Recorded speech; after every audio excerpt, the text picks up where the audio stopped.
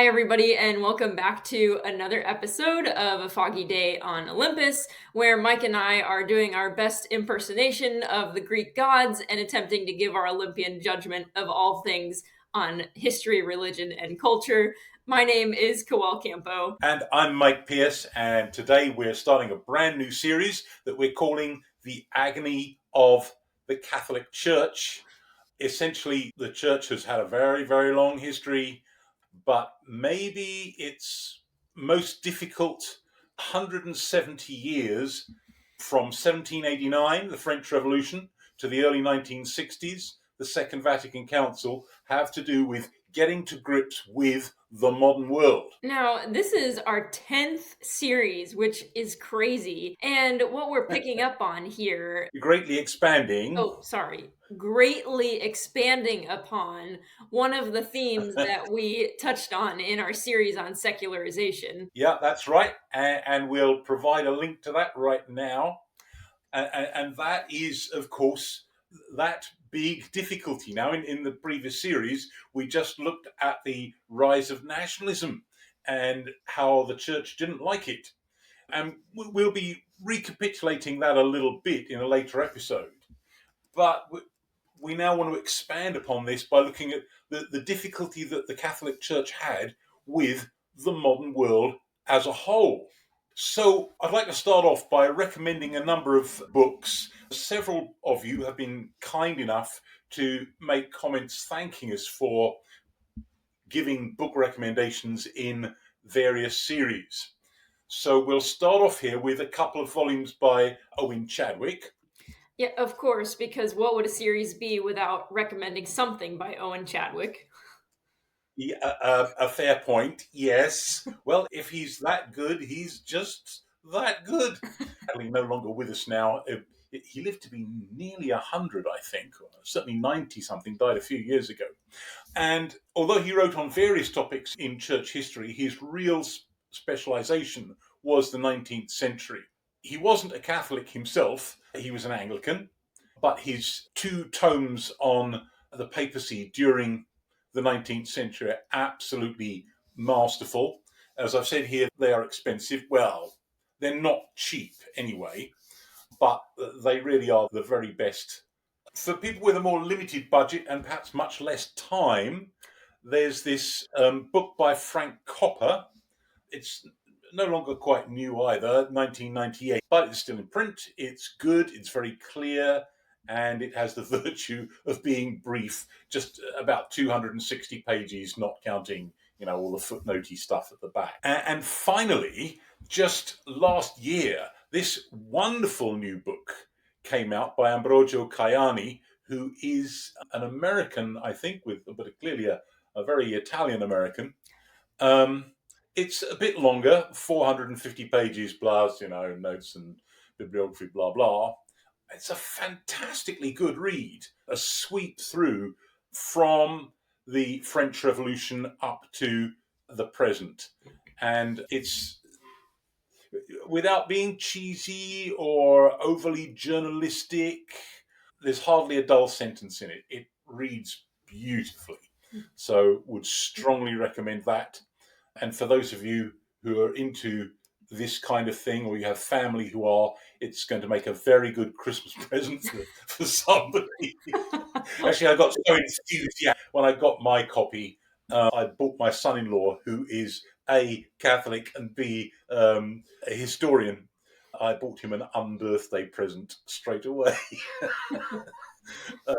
Of this book. Who knew that they would tune into A Foggy Day and get some of their Christmas shopping done? Right, there we are. Yes. Okay, well, perhaps what we want to do here is to take the long view to see what the problem is, right? Because for some people, they might be saying, well, as modernity has crept up on us, everybody's had to adapt. Well, that's true, and it's been difficult for everybody. This extreme difficulty, I have to say, has become, over the last probably 20 years, really, certainly 15 years or so, my central historical interest. But okay, so here we're looking at the Catholic Church, because this is really set up for a very different kind of society indeed. So what we're going to look at is what I've called here a strong church in an age of weak states, that is, during the Middle Ages. Well, we're going to sweep over about 1,000 years of Western history in about 3 minutes here. So everything that we're giving you is simply an outline sketch. Let's just remind ourselves of what happened when the Western Roman Empire collapsed in the early 5th century. So by taking a look at this map here.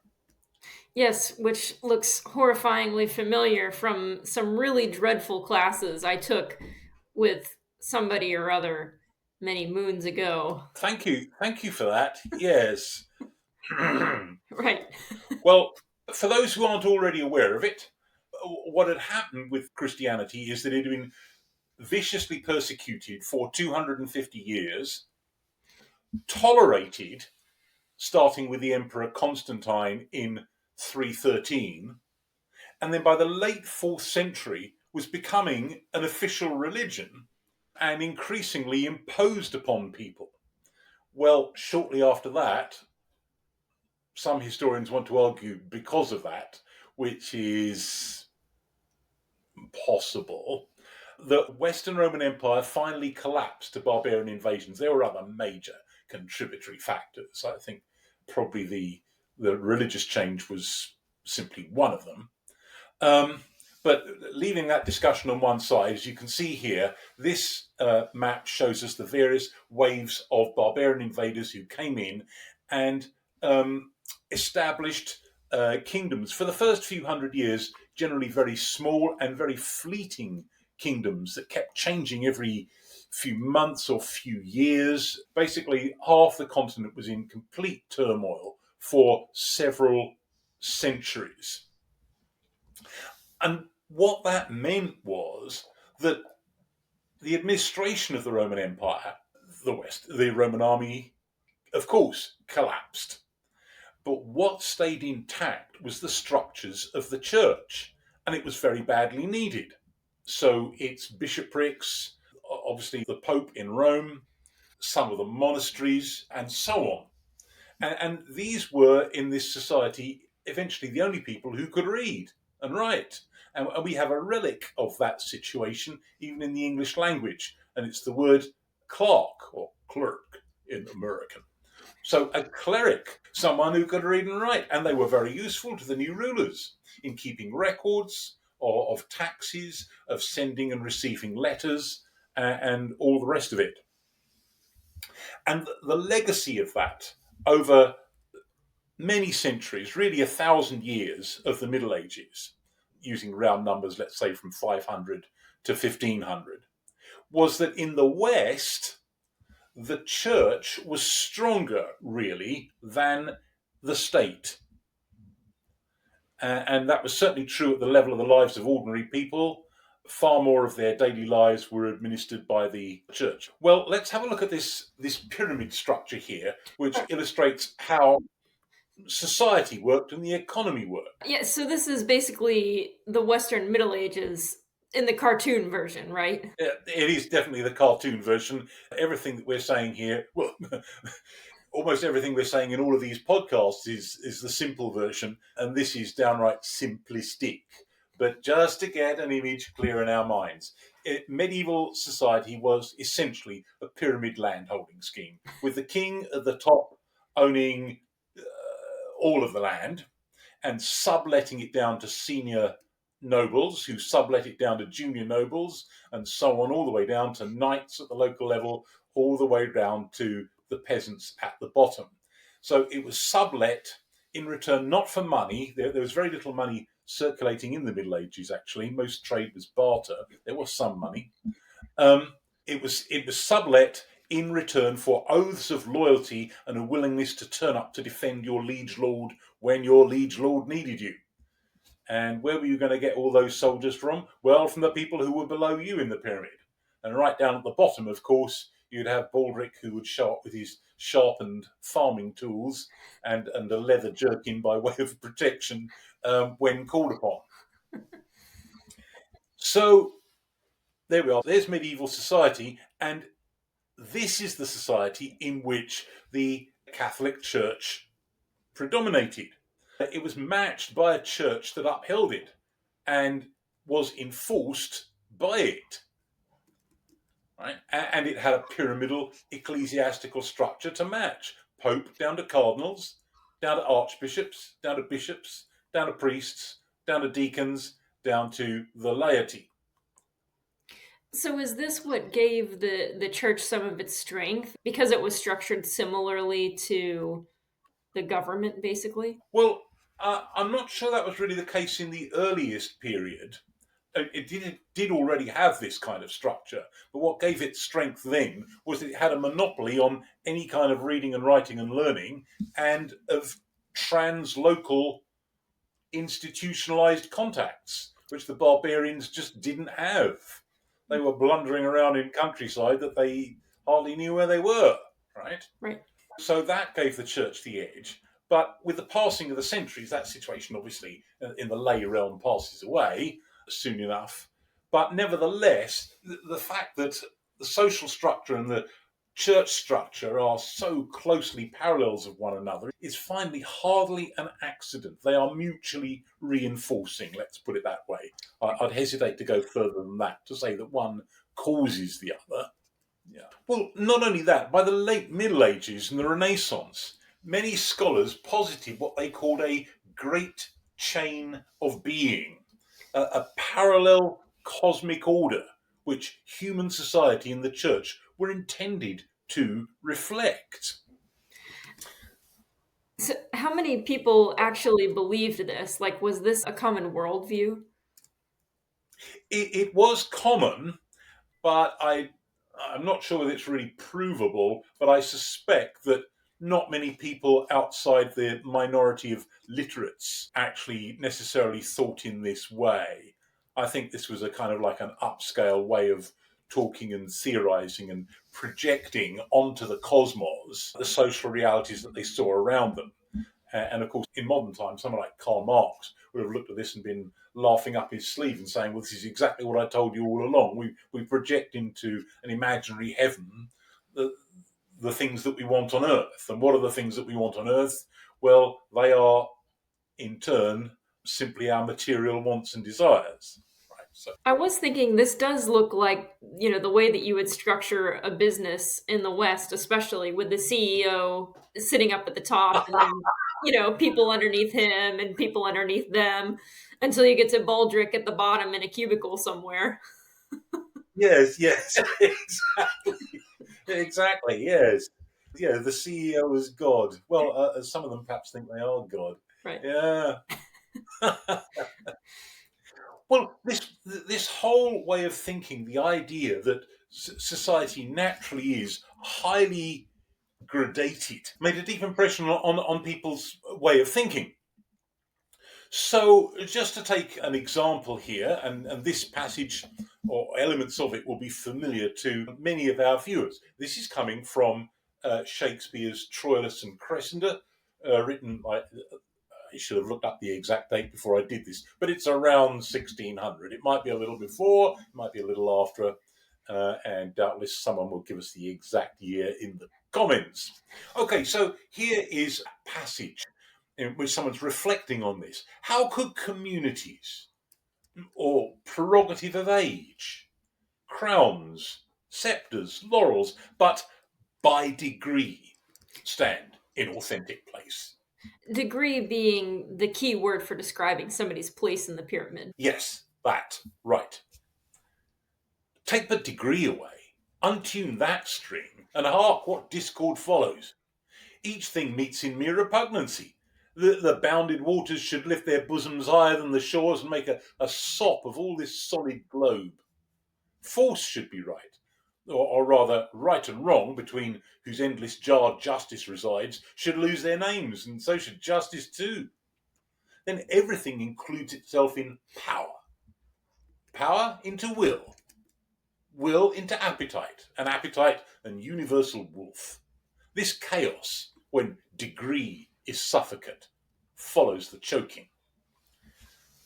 This is all fine and well and everything, but we don't still have feudalism in Shakespeare's England, do we? Or the Catholic Church, for that matter. No, we don't. But the fact that Shakespeare can still talk like this as if he's simply reflecting common sense and what everybody knows about, well, let's say 65 years after the break from Rome and well over a century after feudalism is, to all intents and purposes in England, dead, shows how deeply ingrained this general way of thinking remains, right? No feudalism, no Catholic Church, but still people take it for granted that there are a series of ranks in society and that to do away with them generates chaos. And that is the kind of mental environment in which the Catholic Church thrived and for which it was best suited. Well, what undermined the Roman Catholic Church's strength in the West?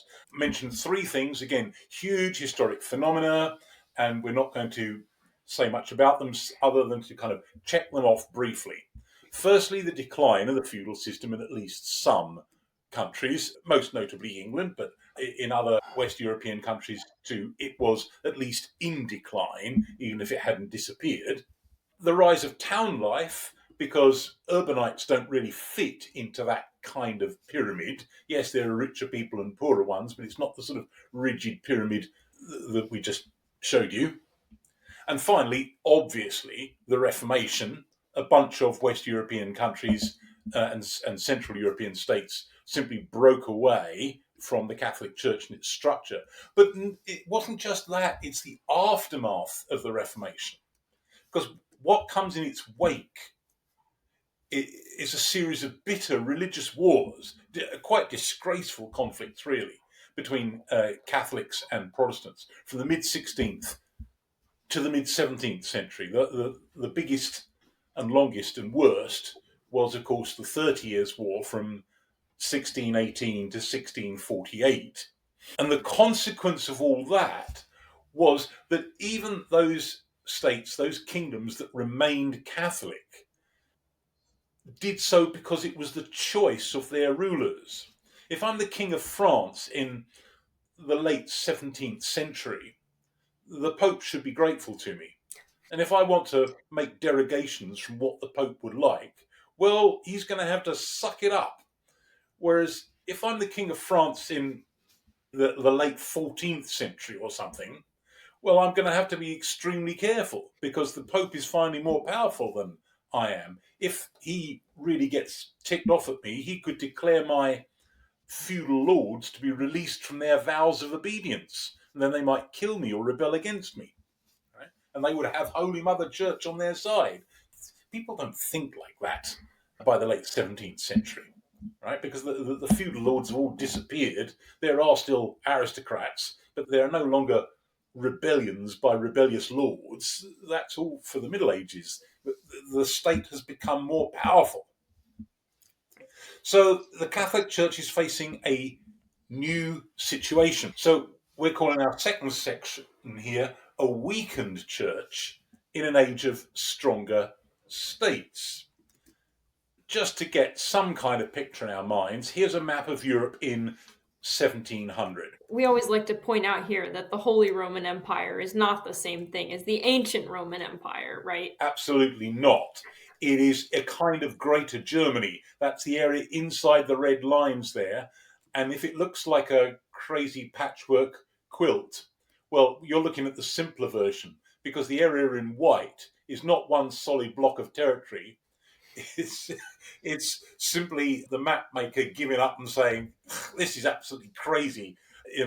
You might show some of these tiny states on a much more detailed sort of map, but this general one of the whole of Europe, you can't put them all in.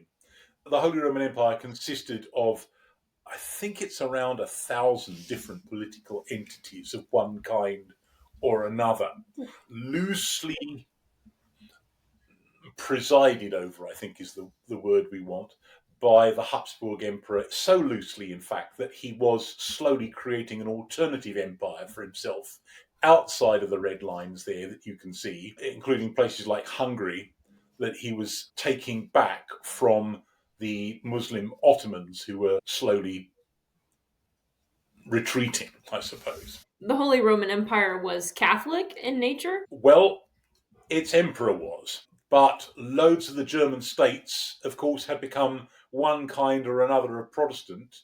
Mostly Lutheran, a minority were Reformed during the course of the Reformation.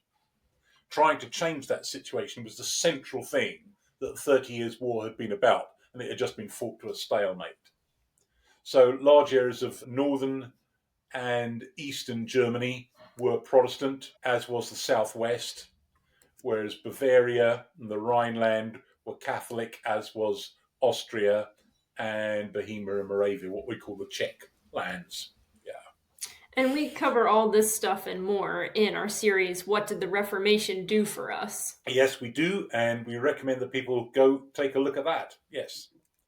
Okay, well, so in this new environment, secular governments are far more powerful, including Catholic kings. So we're now in a situation where the Pope is their client rather than in the Middle Ages when they had been the Pope's client. Now, an expression of this, we're just giving one picture as kind of shorthand for this widespread phenomenon. Here's Louis XIV's creation of the palace at Versailles. He died in 1715. He'd created it in the late 17th century. This picture was actually made a few years later in 1722. And it symbolises the fact that even in Catholic Europe, monarchs are now far more powerful than the church. This is built precisely to emphasise royal power and to put all visitors, whether foreigners or natives, whether lay people or the clergy, in awe. That is its purpose. So we're in the period that we call absolutism. Now, not to overstate our case here, it wasn't just Catholic kingdoms that experienced absolutism. Some Protestant states in Germany did, Orthodox Russia did. But it's far more of a pronounced phenomenon in Catholic Europe. And I want to refer to it as the Catholic Church's consolation prize. It's no longer stronger than the state. But its consolation prize is that it's a vital prop to the new situation. So this phenomenon, the growing power of central government from the 16th century onwards, and of course central government has continued to grow in power right down to our own time. That's one of the debates, of course, between various political factions in a number of countries, including in America. So that phenomenon eventually produced a justifying doctrine, the divine right of kings. And that is the idea that God had chosen that kings should rule and that they should do so absolutely. That is, without being hampered by parliaments and local authorities and so on. And the result of this is the phenomenon that we call absolutism. So absolutism and the divine right of kings are two sides of the same coin. But what was happening was that power was moving from the localities to central government. And who is that centre? Monarchs. So when we look at it like this, we can say that royal absolutism and the divine right of kings are not retrograde and backward looking. On the contrary, they're the essential first stage in creating the modern omnicompetent state. So the divine right of kings is the doctrine that legitimizes and justifies royal absolutism, that explains it, that proclaims this is the will of God. And the Catholic Church upholds this doctrine, teaches its adherents to obey the king. This is their first duty, and that it is sin to resist the royal will. And the quid pro quo is that monarchs impose the Catholic Church on their populations, which is why I refer to it as the consolation prize. So basically giving the Catholic Church some of their job back. Right, yeah, pretty much, yes. Okay, well, the state is more and more obviously taking charge, and the Catholic Church and the papacy simply have to put up with whatever the Catholic monarchs are going to decide to do. So, just to give some for instances, following pressure from monarchs in the 1740s, the papacy reduced the number of religious holidays in Spain, Austria, Naples, Tuscany, because the monarchs wanted people to do more work. There's too many religious holidays. We have movements such as Jansenism, Gallicanism, Josephism, and Febronianism. We can't explain what all of those are now, but viewers who are interested might Google any one of those terms, with a slight exception of the first one. They're all pushing basically in the same direction. That is that the church should be controlled by bishops collectively, that the Pope should be reduced to a mere coordinating function. And that was an idea which, of course, many Catholic monarchs favoured, because it would give them more control over the Catholic Church in their territories. Now, one of the most extreme examples of this is Joseph II of Austria, who most of us ever since have been inclined to view favourably, because he finally ends the situation in which the empire is imposing Catholicism on its subjects and brings in religious toleration. So you say, what a jolly fine fellow. And he also boosts education and so on. But from the point of view of the papacy, he was a thoroughly bad thing. He prevented bishops from communicating directly with Rome. He would allow papal decrees to be published in Austria only after he had looked at them and approved. He subjected the training of priests to state control, and he reorganised dioceses and parishes within his territory on his own authority, rather than that being something that's left to the church to decide. So we can see the way things are going. The Jesuits were expelled from Portugal in 1759, from France 3 years later, from Spain 5 years after that, and from 3 Italian states the year after that. And under severe pressure, Pope Clement XIV dissolved the whole order in 1773, although that move was reversed in 1814 after the fall of Napoleon.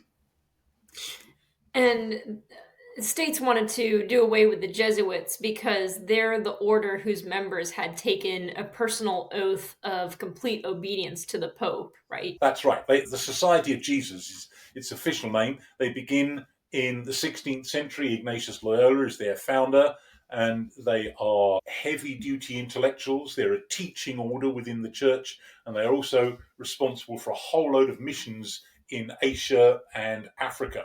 So back in the 16th century, they'd given the church a real morale boost when it needed it most during the Reformation period. But increasingly, monarchs found them a darned nuisance for constantly interfering in internal politics within the countries where they were located, and taking the kind of line which the Pope would have approved of, but which interfered with monarchs running their kingdoms. And so, they made themselves extremely unpopular with secular authorities. Now, we don't want to overstate our case here, because despite all of this, the kind of body blows that the church was receiving, the church still dominated schools, universities, hospitals, and whatever provision for the poor was available in various countries. And the vast majority of the population supported the position of the church in public life. So the writings of the Enlightenment philosophe, whom we talked about in our episode on secularization, they had affected really only the relatively prosperous few, who were extremely influential, but they weren't the bulk of the population. Parish clergy were generally held in high regard, certainly in France.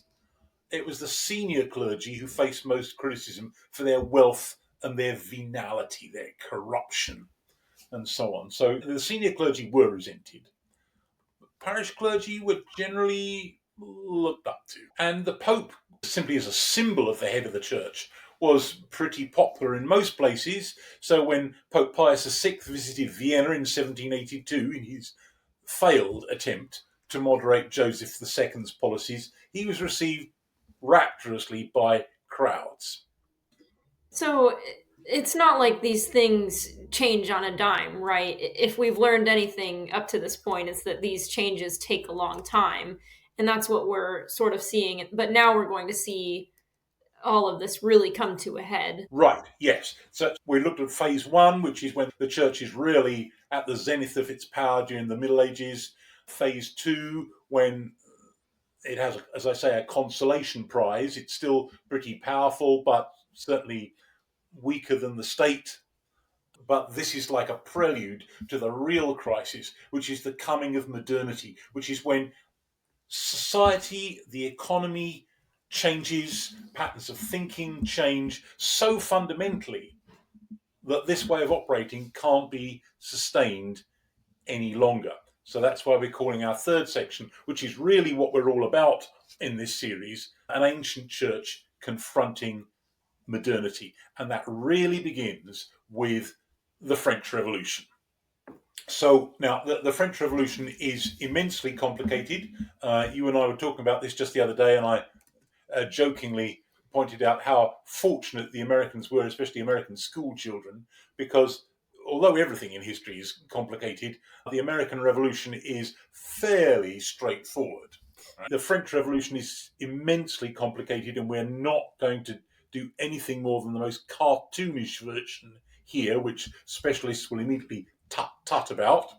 But people who want to know more can look at the fantastic series on the French Revolution by Tom Holland and Dominic Sandbrook in their podcast, The Rest is History.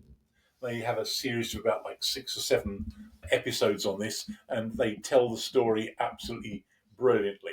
We're simply noting the merest outline of what happened here, because what we're interested in is how this all unsettles the religious situation right across Europe. Right. And the French Revolution is generally understood as the starting point for modern nationalism, right? So a country being defined by the people and not by the extent of a king's rule. Right. And that's something that, historians who are a notoriously quarrelsome lot more or less agree upon, right? You could point to instances of nationalism, or, very strong national consciousness shading into nationalism before that, even in France. But as a general popular phenomenon and a really powerful political force, yes, the French Revolution is ground zero, right? That's the kickoff point.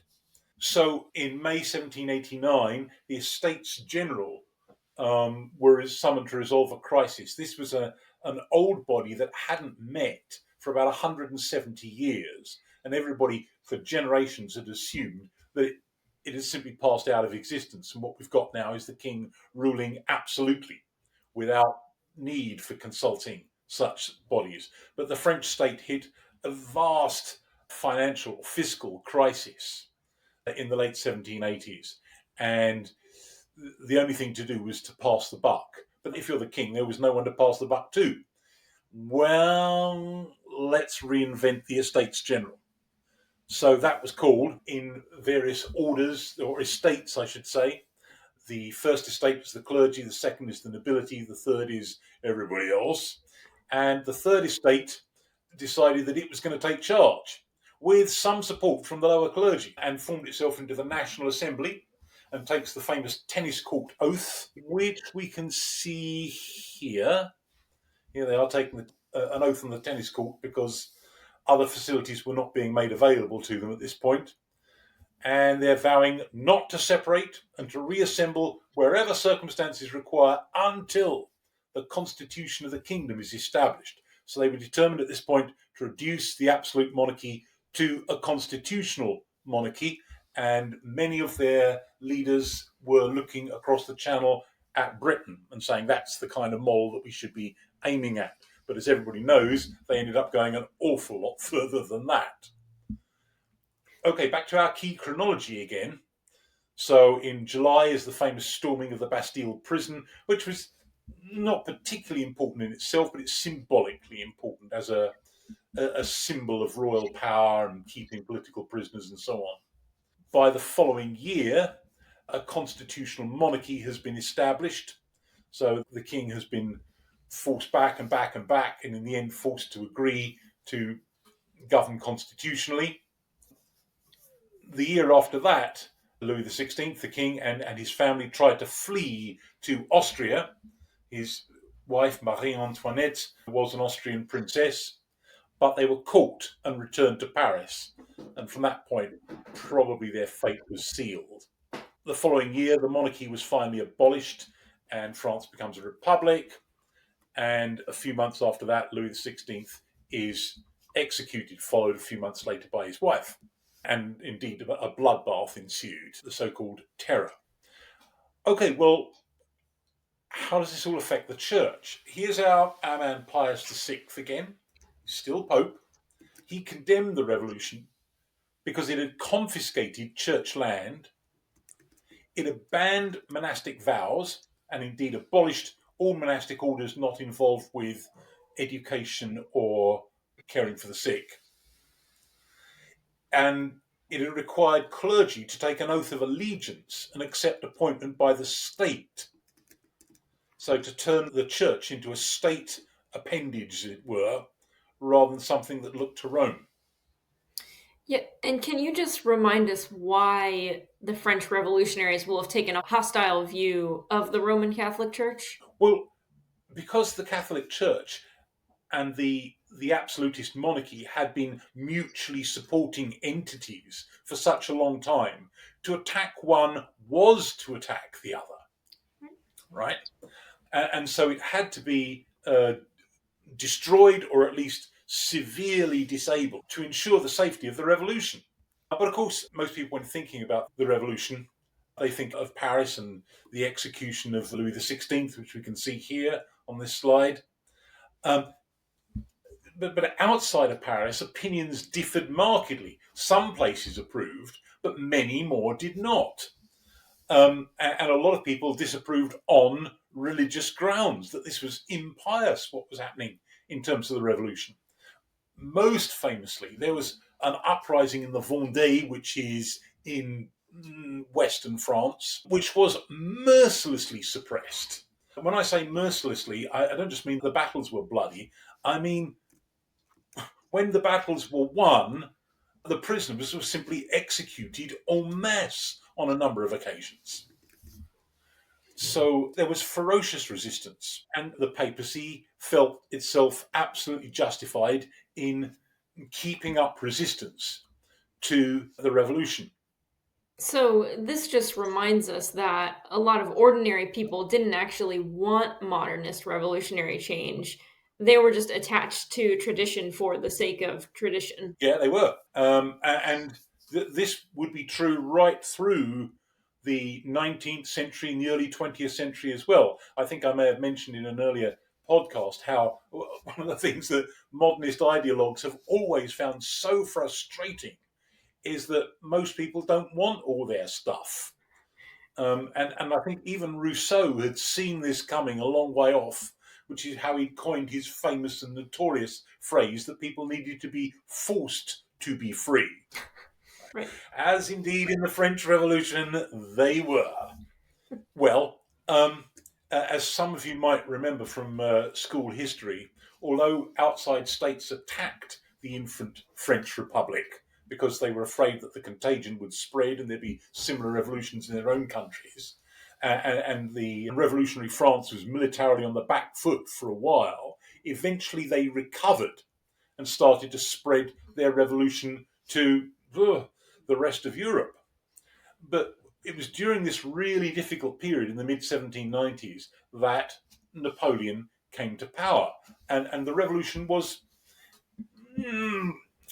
purists might say, betrayed, at least undone in fundamental ways, because instead of being about people power, it turned into a military dictatorship under Napoleon.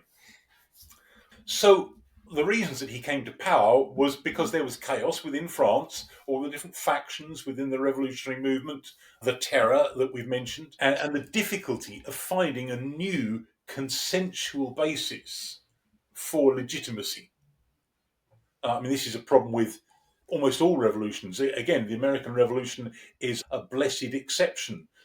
It didn't break down into endless factions. It did follow the usual trajectory of revolutions, that is, starting off moderate and getting radicalized as you go along. Yes, it followed that one, but it didn't break down into chaos, and nor was there, questioning of the legitimacy of the new authorities, whereas generally that is the case. It sounds like our revolution was one of the better ones then. Oh, absolutely, yes, yes. And again, it wasn't just that some of the French revolutionaries were looking to Britain, some of them were looking to America. But what worked in America wouldn't necessarily work anywhere else for reasons we could talk about at length, mostly to do with the fact that America was a brand new society. Whereas that isn't really true anywhere in, Europe or Africa or Asia.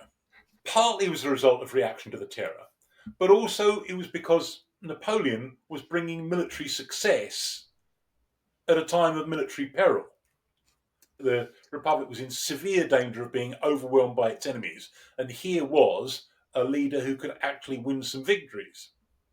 Now, once France had basically got some kind of control of the military situation, it starts to conquer neighbouring territories, beginning with Italy. So let's take a look at the state of Italy in 1796. So, in Italy, the papacy had ruled the Papal States, which was central Italy, for almost 1,000 years at this point. Yes, yes. So it's a very, very well established reality. And the invasion by the French threatens this, absolutely. So, of course, the papacy is going to, although it opposes the revolution on principle, it's going to oppose this simply out of reasons of obvious self-interest for the position of the church. And indeed, in 1798, the French army occupied Rome, and it established a Roman republic. And Pius was required to renounce his secular authority. He could remain pope and in charge of the church, but he could no longer govern central Italy. And when he refused to do that, he was arrested and taken into exile in France and died there the following year. Well, a Neapolitan army drove the French out of Rome in 1799, and after a vacancy, this man, Cardinal Barnaba Chiaramonti, was made Pope Pius VII in 1800. So there's like a little gap there from 1799 to 1800. He started off by making some kind of reconciliation with France, patching things up with Napoleon, who by now is in charge of France, and even presided over Napoleon's self-coronation as Emperor of France in 1804. So we've got an illustration of that here. So the Pope wanders up to Napoleon with a crown, and at the last moment, Napoleon takes it out of his hands and puts it on his own head, right? Making the point that the church's blessing is a good thing, but the church doesn't get to crown the emperor, right? The emperor does that for himself. So the transition is complete. We've started with popular revolution and republic, and now we've reverted not to a monarchy, but to an empire. And we can't go into this here, but the whole Napoleonic enterprise is extremely ambivalent. Is it forwarding the principles of the French Revolution? Well, in some ways, yes. It's deposing old-style monarchs right across Europe. It's instilling the idea of nationalism amongst the sort of literate minority in many areas of Europe. But it's an empire. So it's like a strange contradiction. So, how was Pius VII able to reconcile with the French regime? Because it seems like their differences went all the way down to the ground. Yes, yes, they did. Well, they did so on the basis of an understanding that Catholicism would be given a kind of a privileged position in France, but it would not be imposed on the population. Obviously, the Pope wasn't very happy with that. And that the Pope could once again start to make appointments in the church. But nevertheless, it wasn't going to get its lands back. Well, the Pope agreed to this, and then changed his mind again. Napoleon carried on regardless. So it was a very, very uneasy relationship between the two of them. And in fact, in 1808, Napoleon reinvaded Italy, took him prisoner, and exiled him in France, where he remained until 1814, which is the year when Napoleon's boundless military enterprises finally come completely unstuck, and he is himself made a prisoner.